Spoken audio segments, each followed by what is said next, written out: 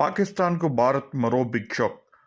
Cricketer Shoaib అఖ్తర్కు జమ్మూ కాశ్మీర్లోని పహల్గాం జరిగిన తీవ్రవాది దాడి తర్వాత భారత్ పాకిస్తాన్ మధ్య మాటల యుద్ధం ముదురుతుంది.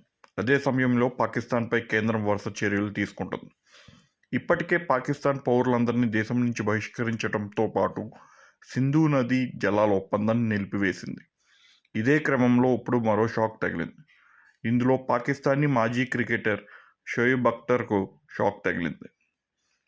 పహల్గాం దాడి తర్వాత బహిరంగంగా జరుగుతున్న ఇరు దేశాల మాటల యుద్ధంతో పాటు సోషల్ మీడియాతో పాటు యూట్యూబ్ ఛానల్స్లోనూ ఎవరిష్టం వచ్చినట్టు వారు వ్యాఖ్యలు చేస్తున్నారు. ఈ నేపథ్యంలో కేంద్రం కీలక నిర్ణయం తీసుకుంది. పాకిస్తాన్కు చెందిన 16 యూట్యూబ్ ఛానళ్లను భారత్లో ప్రసారం కాకుండా నిషేధం విధించింది. ఇందులో క్రికెటర్ షోయబ్ అఖ్తర్కు చెందిన ఛానల్ కూడా ఉంది. పహల్గాం దాడిపై తప్పుడు సమాచారం వ్యాప్తి చేస్తున్నందుకు వీటిపై నిషేధం విధించింది.